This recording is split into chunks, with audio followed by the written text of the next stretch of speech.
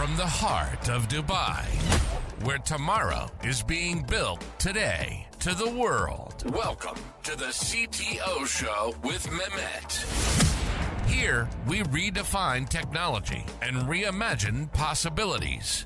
With Mehmet, delve into the riveting realms of AI, cybersecurity, and digital technology. Experience the thrilling highs and lows of startups. Immerse yourself in the spirit of entrepreneurship and witness the future of business innovation being written in real time. Now, without further ado, let's tune in and explore the future. Hello and welcome back to a new episode of the CTO Show with Mehmet. Today, I'm very pleased to join with me Erik Salo, who's the VP for Marketing and Product Management at Vdura. Erik, thank you very much for making the time today. I know, for someone like yourself, how busy it could get, but you took the time.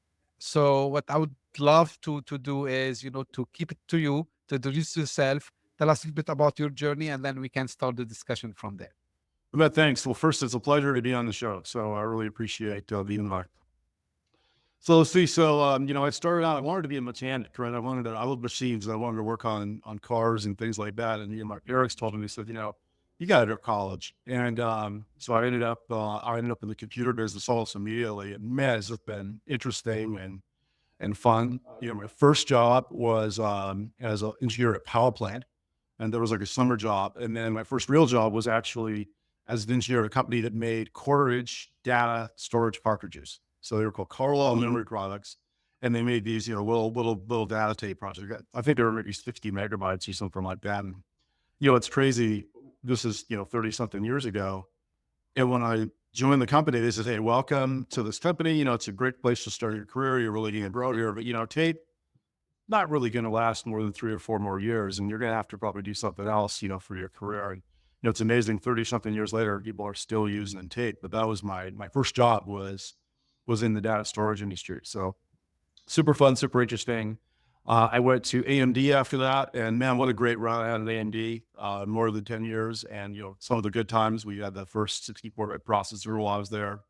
I started and ran the embedded division and ended up being the strategist for the desktop group. I was there for the acquisition of ATI. I participated in that. It was really a good move. You think about it today with AI, if AMD didn't have ATI, it would be a whole different company. I was also there when they split from having their own fabs. Originally AMD, like Intel, had their own fabs. They said, hey, we can't really afford this. And so they split to global foundries. And, both of those moves, this many, probably 20 years later, seem kind of prophetic. I did a startup after AMD, which was super fun on cloud software and technology for electric vehicles. I loved it. It was 3 years, didn't go, but man, what a great group of people and a lot of fun. And then I went to Seagate and I had a great run at Seagate. I ended up running all product and markets for the OEM business and the systems business and the distribution channel. So a couple of $1 billion portfolio. And then about a year ago, I moved from a big company and moved to Vdura, which is just an amazing change. And we make software, storage software for HPC and AI, and it has just been a blast. And the opportunities we have to do the right thing and to make great products are really exciting. So there's a 2-minute summary in my whole career. What a ride, I would say, Erik. Really, it's a very great experience, and I'm sure that the audience will benefit a lot from every single word you're gonna say today. So it's interesting that it looks like you, because when we talk about machine learning and AI, we still talk about data. So um, just I'm always curious to speak, especially from products, for someone who does the product and the marketing also as well. So when it comes to machine learning and AI, I think there's a lot in the back end, as we call it, that doesn't come to the picture, which is, the importance of having a proper data platform and, having your data set in places. So if you want to walk us through from, I would say, because I have a, little bit kind of special treat to everyone who works in product. So when it comes to data platforms, like if someone want to explain, there will be no one better than someone like yourself, I would say, Eric, to explain to us, the importance of data platform when it comes to machine learning and AI. So why it's important to have this base, if you want. It's such a great question. And, data is where the gravity is, right? So, I spent, fundamentally half my career making CPUs and designing CPUs and half my career making storage. And the gravity is with the data. And that's the thing that's the critical insight. If you have a compute instance, you can spin it up in America, and then you can turn it off and spin it up in Europe somewhere. And you can, it's somewhat ephemeral. It's not trivial, right? There's a lot going on. And especially with the AI world, the computing strategy has changed significantly. But the fact is that it's all about what you're computing, right? And you're computing data. And that's the whole thing. And so the data is hard to move, right? It's like, if you have a petabyte of data, oh my gosh, that is an amount of IP that has its own gravity, and it's not easily just moved back and forth between places. And so the strategy for creating data, keeping data, and accessing data is really the key to all these modern innovations, right? This, if you look at it just from 30,000 feet, it's actually a revolution in what we're doing with the data, not with the computer. It's very interesting. Of course, they're directly related, but the data is the thing with the value ultimately, and it's the thing with the gravity. Absolutely. Now, when we talk about data, Eric, also as well, and we know how important is the data for training the models, and making sure that these LLMs have this. So if you want to walk us through also like this specific use case when it comes to um, you know uh, training for of the data for the LLMs, and these use cases that everyone start to talk about. So, like, not technically of course, but on a maybe high level, and maybe you can touch base also on how you can enable this when you talk to customer in your role today at the Vdura. Sure. So, one of the things to realize is that all of the modern things are happening so fast in this world of artificial intelligence and machine learning. It's like, it seems like your paradigm is obsolete in a couple of months if you don't pay attention. But fundamentally, all the current models here in September 2024 are based on this strategy from this Google paper, attention is all you need. And what they do is they get this big bunch of data, and it's all about the data. And they say, all right, well, let me give this thing a prompt, and let me guess an answer. And how close is the answer to what, my data sets, right? And it just does that over and over and over again. So, let's think about what that means. The simplicity of it is striking, by the way. It's just striking how simple it is. Now, it's not easy, right? But what's happening is quite simple. It's just happening at a scale that I think any human has trouble comprehending. But if you think about what's important, so first of all, you've got to have a big data set, right? I think that, when we look back on this industry at 10 or 15 years and it's a little more mature, the winners are going to be the ones not with the big compute, but with the good deep data sets. I think that's really the thing that's going to make a difference, because ultimately, all these machines are just basically guessing what the next bit of data is going to be. So if you don't have any data, you can't do that.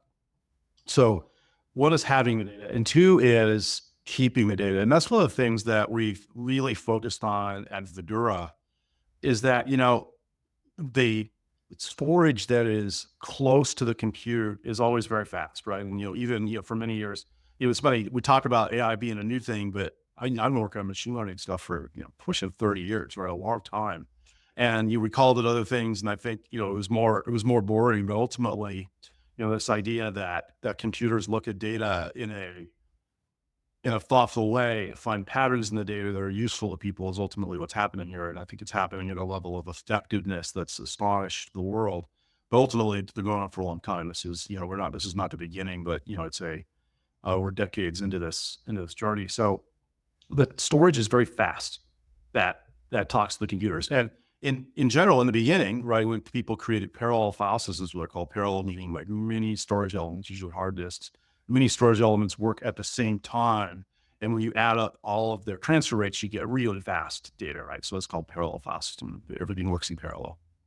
And the early kernel file systems like Lustre, for example, or GPFS, they were really fast, but they were really kind of glitchy, right? We always call I worked a lot on Lustre earlier in my career, and we call it like an F1 car. It's like, it goes really fast, but it takes a team of engineers in white coats to start the thing. It crashes quite a lot, right? And that's how it's been. That's how high performance storage has been for a long time. What Vdura and originally we were Panasis.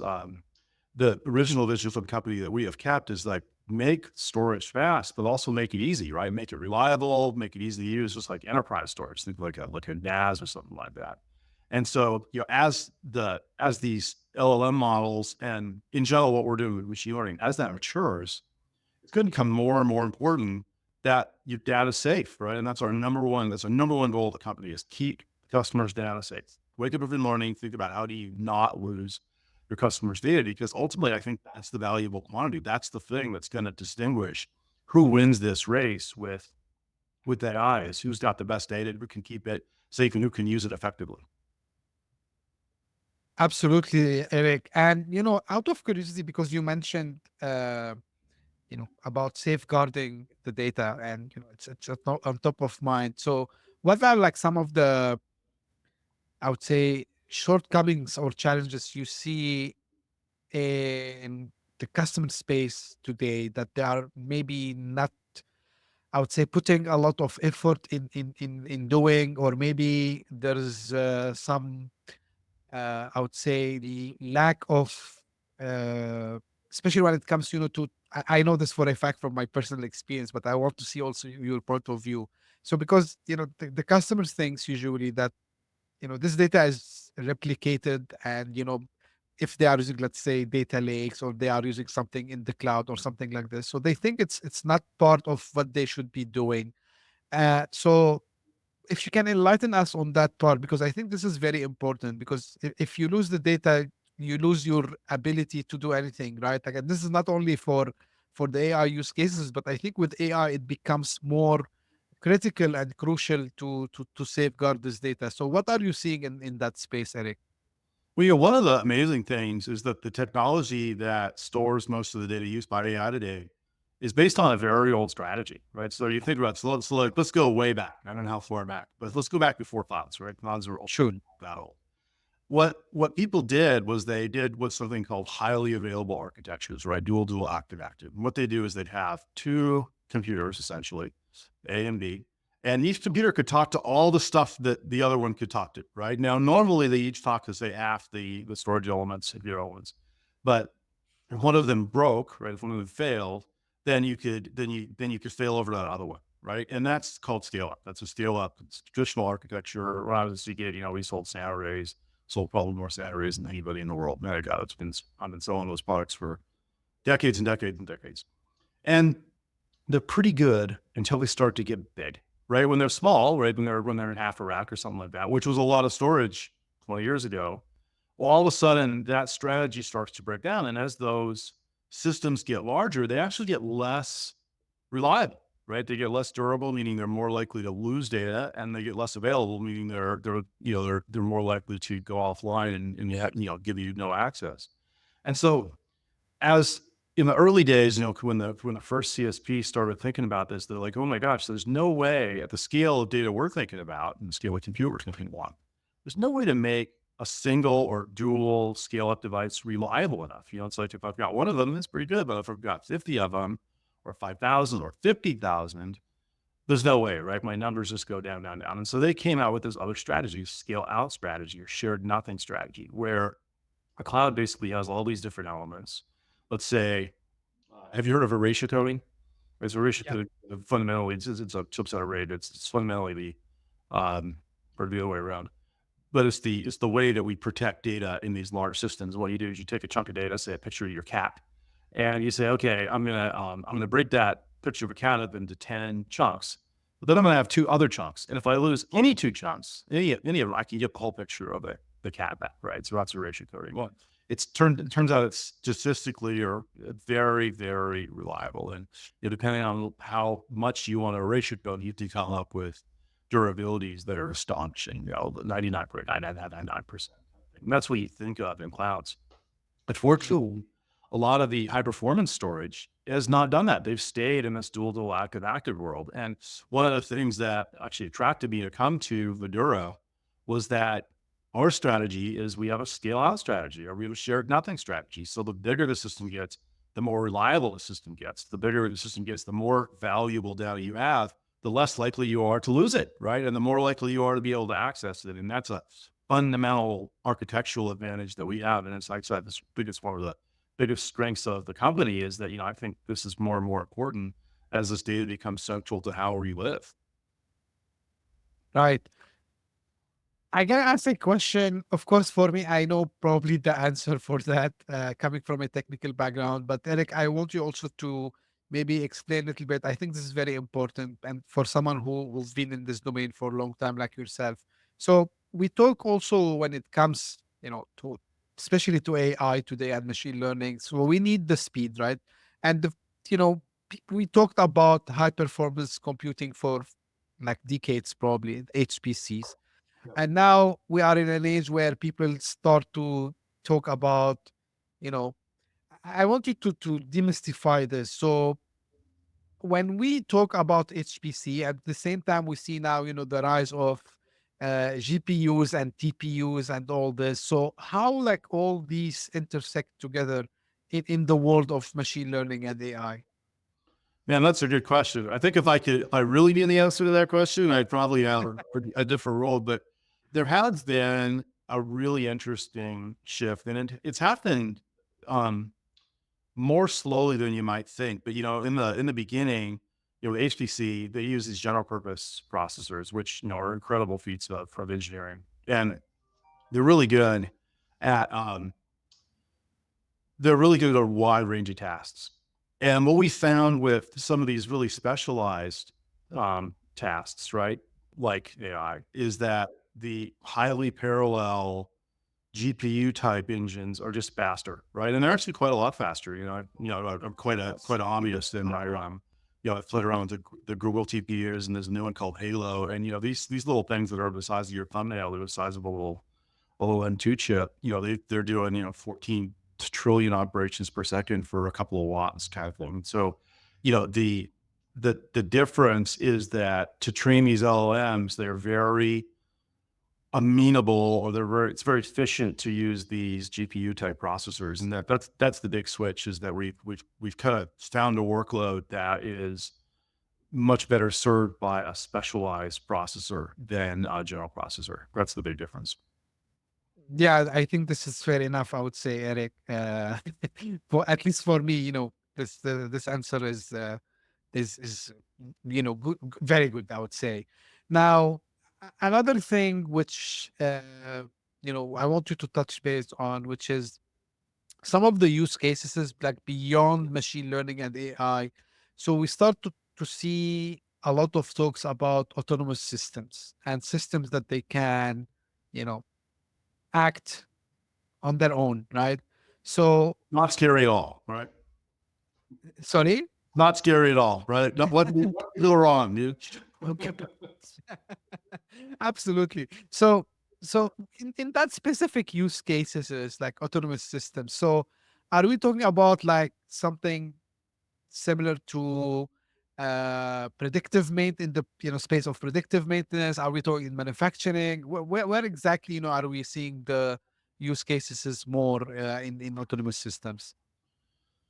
Well, let me go on a little bit of a tangent before I answer your question. So almost 10 years ago, I realized that there was a fundamental thing changing, right? And it wasn't that people were making more data. People are making a tremendous amount more data than they ever have. And it's just like X to the cube, X to the right.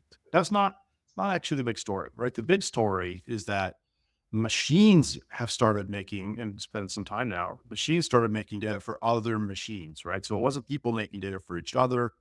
It wasn't people making data for machines. It was machines making data for other machines. And that's the key thing, because, computers operate so quickly that as soon as you get into this circle, you can all of a sudden, get incredible growth in whatever it is you're trying to do, right? So that's the big thing. One interesting insight is that, it seems to be unintuitive it's going to stay this way, but boy, it sure looks like it is.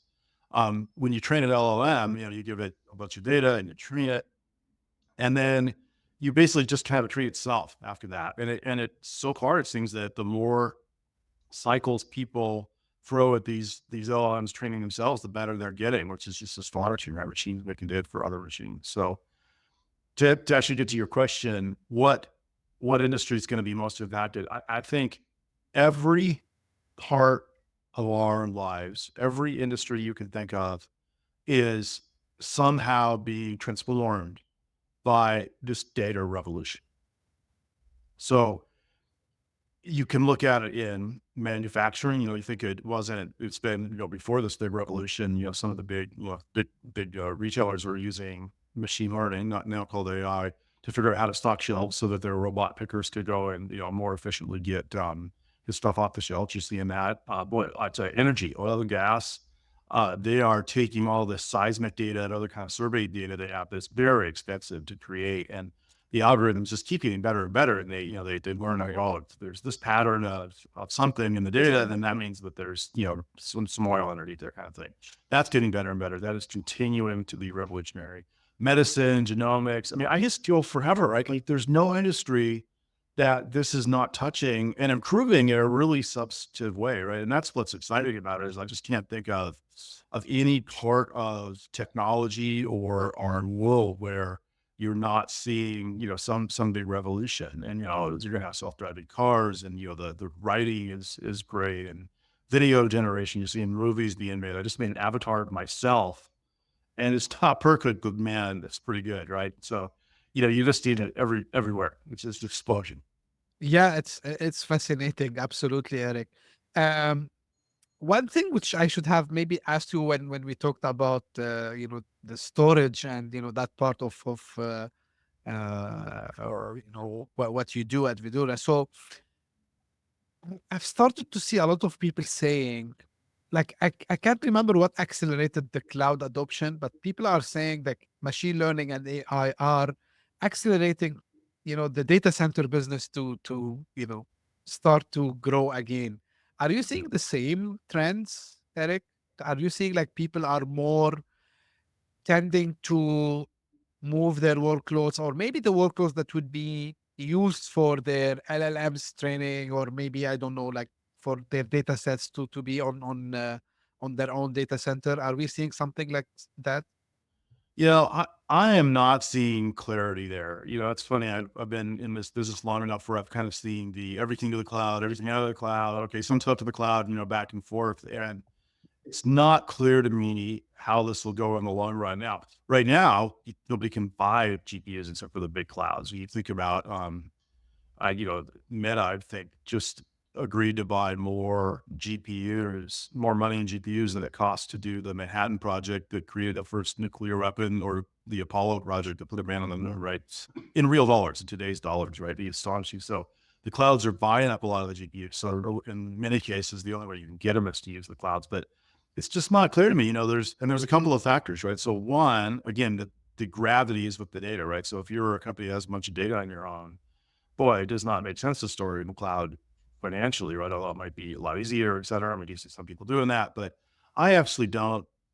I think that you'll see almost forever this hybrid environment where when you've got a lot of data or a lot of compute that you want to have in your shop, then you're going to want the on-prem thing. And if you are either small or, you're really geographically dispersed, things like that, then you'll be in the cloud. And I just think that forever we're in this hybrid environment. I don't see a clear path one way or the other. I'm sure the cloud people would disagree with me, and the on-prem people will both disagree because they each think it's all coming to them, but I don't see it, right? I see a mixed environment pull forever. Yeah, but the reason I asked this question, because I think and just for the sake of transparency, we are recording this on Monday, 9th September. So probably this will be out after 2 weeks from now. So during the weekend, I've seen, some posts from Michael Dell, and, he was saying like, yeah, so the business is back about the data center, because it seems, when people were shifting their workloads to the cloud, and now things started to flip around. So people want their compute close to them. And this is something actually you just mentioned that at the beginning, Eric, also as well. So the challenge was always, to keep the data as close as possible to your compute, right? So um, now, if I want to ask you, after you've seen it all, and to your point, also you repeated this multiple times, that AI, machine learning are not the new. The study started in the early 50s of last century, but of course, generative AI, I think, it awakened the giant, I would say. So, but from infrastructure perspective, if you can, you know, do some predictions, I would say, and what do you think would be the next big thing from the infrastructure perspective? Of course, use cases you just mentioned, so there's no single, you know, aspect of our life that would not be affected, and we're gonna see these advanced innovations. But if I want to think about, the infrastructure, so what are the things that you are exciting you the more, I would say? Well, I'll tell you what, one big thing that's excited me and got me to move to Vdura, and on one of our big bets, is that there's going to be a convergence in the storage perspective. There's going to be a convergence between the ease of use and reliability of the enterprise world and the speed of the HPC world. So again, in a lot of ways, there's been two parallel storage worlds in the high end, pure storage. The fast stuff, the parallel stuff, has been fast, but just really flaky, right? Flaky is the right word. It's just, it goes down all the time. It's hard to manage. You have to have a group of storage admins to take care of it. There's a million knobs to turn, sort of thing, right? And people have been willing to pay that price because they like the performance, right? So that's then one world. And then the other world that's growing out is actually most of my career here is the enterprise world, where those products have become just tremendously mature. The kind of the NAS and SAN world. They're easy to use. They're incredibly reliable in protecting your data. And of course, what that set of customers wants, they just want to turn the darn thing on and have it work. And they, when they need the data, they want the data, and they don't have to have a full-time admin to bother about it and all that kind of stuff, right? So it's the easy button for storage. And what we believe at Vdura is that those two worlds are going to come together as this becomes more mature and more a part of our everyday computing life, right? So it's like, you don't want to have this kind of crazy, really hard to use storage on one side, right? You want it really easy to use storage, but you want it to be fast, right? And that's the bet that we've made, is that we believe that people want the performance of the fast processes, but they want the easy use, and in particular, the reliability of the enterprise world. And our product very directly brings those two things together into a single package. Absolutely. Now I'm gonna a little bit shift gear and focus on your role as in product management, right? So maybe it's gonna be kind of a stuffed question, and sorry for that, but so two things, Eric. The first one is, especially in the realm of machine learning, AI, like how easy or hard it is to stay, from product management perspective, up to speed with everything that's around you. And the second thing, if we think about also, the infrastructure part, uh, some sometimes, do you feel also like it's getting a lot of players in that space, and you need really to do something special both on the technical and commercial side to do the differentiation? So how do you know tackle these 2 points, if you want? It is kind of a tough question. Well, so I'll tell you. So if I kind of go up to 30,000 feet and I'd look at my career, I've almost been in product management for a great majority of it. I would say, at least for me, it's relatively easy to be right about what's going to happen. It's darn near impossible to be right about when it's going to happen, right? So it's like the technology curves are, if you pay close enough attention to the core technology, you can see what's happening, right? Because there's a relatively long timeline between a fundamental innovation and a product, and what sometimes is decades. And so you can see it coming. The thing that I've just continually been astonished by is how fast or slow some things happen. So I remember when I was at AMD, we were predicting the demise of PCs, right? Oh, they're going down, and turns out they've been going down in volume for 20 years since that, right? But, they haven't died. They went slow. I look at AI, it's exactly the opposite. I remember looking at this landscape about a year ago and thinking, okay, well, I think this is going to happen and this is going to happen. It will probably happen over this time frame. But now I look a year later, I'm like, that's exactly what happened, but it happened in 1 year instead of 3. So that's really been the watchword for me, is the speed of which the machine learning world is moving is just different, faster than anything I've ever seen in my whole life. I've never seen a technology move at this pace. And that's the challenging part, is just to keep up with it because of how quickly it's going. Absolutely. And I remember when, we did the call before we do the actual recording today, this is one of the things that I mentioned to you. So even for me, it's challenging because sometimes, we could have been discussing something today, and then by the time the episode is out, like completely something new would come out, and like it become like kind of obsolete. It happened to me 2 times last year in 2023. So it's really like a little bit even challenging for someone not into that space. Now, I want to tackle a little bit about, transitioning from, being an engineer to product manager, Eric, right? So, uh, as an engineer, and I know from myself, I used to be an engineer myself. So you always, have the itch to solve problems, right? But you do it on the technical level. What I get to know also that once you become a product manager and you are in the PM space, right? So you focus more on different aspects. So you still solve problems, but you focus more on like customer needs, how they're gonna use the product. So this shifting or this transitioning from being an engineer to the field of product management, um, what it takes, and is it like something, you know, everyone you think can do it, or there is like some specific skills I need if I'm an engineer today, I need to have to do this transition in my career? Well, that's a good question. I'll tell you a story about how I became a product manager. So Sure. I was young. I got out of college relatively young.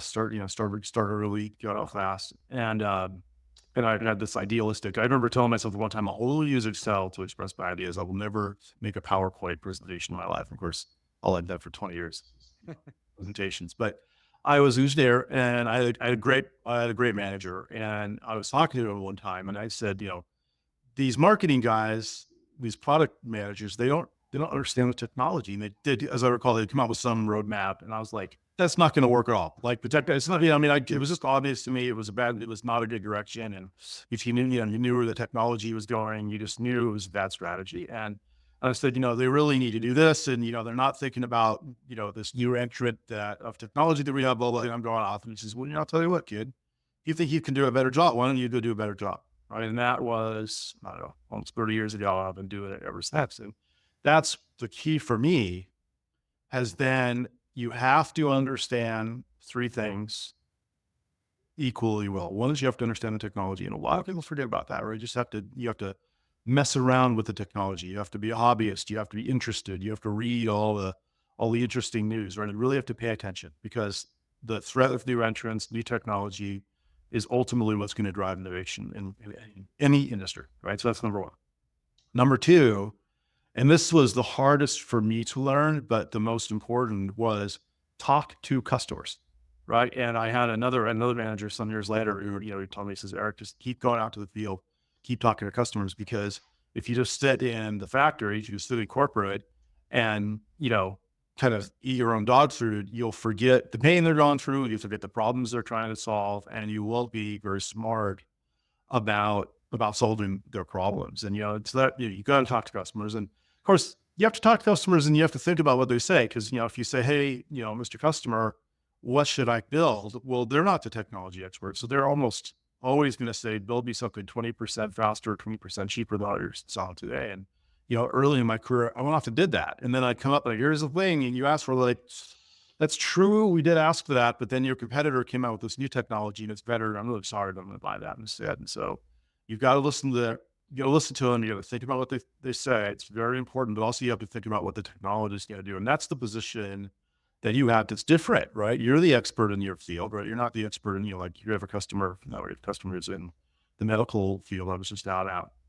And, they're worried about the new technology in their world, and they're not thinking about storage technology. So if I'm not thinking about that, nobody's thinking about that. So, understand the technology, understand what your customers' real needs are and how to address them. And then number three, understand what's realistic in engineering and operational execution, right? I see a lot of product managers designing the most beautiful, elegant products in the world, but nobody can build them. They can't design them. They can't do them, can't build them once they are designed, and they never get out to market. So just a healthy dose of like operational realism, operational awareness is very important. Those are, to me, those are the three legs of the stool. To me, Eric, like it seems, I told you also before, like I have this special also compassion for people in product management because during my career I had to deal a lot with them, and they were super helpful for me, and they were kind of guide to me. So what you mentioned now, this balance between understanding, of course, the customer pain points, and then understanding what's buildable, and then the engineering part also as well, and then making sure that you can market it in a proper way. Of course, like you don't do the marketing yourself, but you need to take this message. So this communication with the marketing people, because part of, I know this for a fact, is that you build the product that people they want, and then you design it in the best way possible. Of course, it's like a continuous process. But when it comes to the marketing part, and of course, later giving it to the field sales people. So again, shifting from engineering background, like how was this experience from your perspective, Eric? It's really interesting. All the engineers think about marketing. All the marketing guys become an engineer in every company I've ever worked at, right? But marketing in particular is such a delicate art. People, I think there's, especially in technology companies, there's a tendency to give a lot of respect for the engineers and not a lot of respect for the marketing people. But the fact is that it's a very artful job, and you don't know if you did well for probably a year after you did something, right? I mean, the amount of time is long. So you really have to be super just thoughtful and careful about what you go do. But ultimately, marketing, the way I look at marketing is it's a delightful force multiplier, right? So if you put 10% of your sales budget into marketing, 5%, 10%, you'll get something like a 10x multiplier on that investment, right? So ultimately, good marketing does two things, right? So I thought marketing, there's two functions of marketing. One is to position and promote the products that you have in the best way. And number two is to pay enough attention to what's happening in the industry to give feedback to the technologists early enough where they can do something about the information, right? So there's actually an interesting two-way function of marketing that a lot of people overlook the second one, but very, very important. Right. So we are almost like coming to an end, Eric, with you today.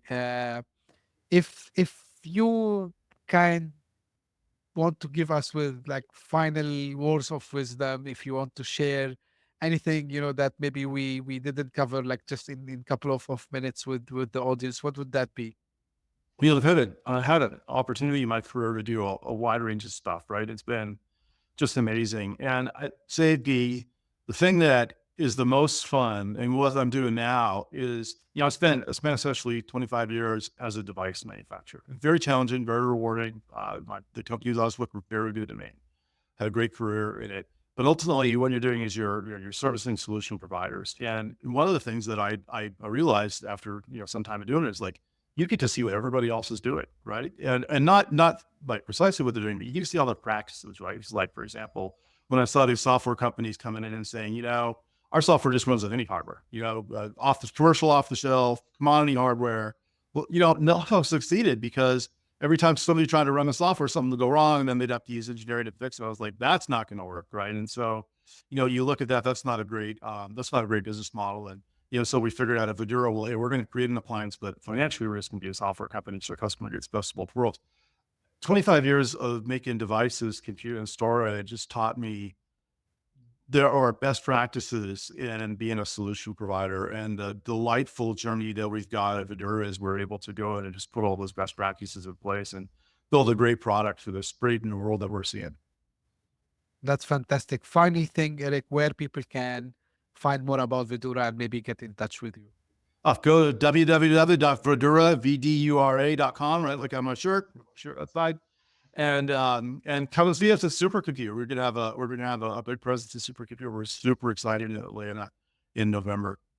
That's fantastic. Erik, really, I enjoyed the conversation. Like, you have, a treasure with you. I mean, because you have seen a lot in your career, and, you enlightened us a lot around, everything related to AI, storage systems, parallel computing, HPC. So we discussed a lot with you today. So thank you very much for taking the time. And for the audience, don't worry, the link will be in the show notes if you are listening to us on any of your favorite podcasting platforms. And if you are watching this on YouTube, you can also see it in the description. And this is usually how I end my episodes. So if you just discovered this podcast by luck, thank you for passing by. I hope you enjoyed it. If you did so, please subscribe and share it with your friends and colleagues. And if you are one of the people who keeps coming and send me their comments and their suggestions, please keep doing so. I read all of them and I take all your comments into consideration. Thank you very much for tuning in. We'll be again in a new episode very soon. Thank you. Bye-bye. Hit that subscribe button, share the show with your tech-savvy friends and fellow entrepreneurs, and leave us a review on your favorite podcast app. Your support means the world to us.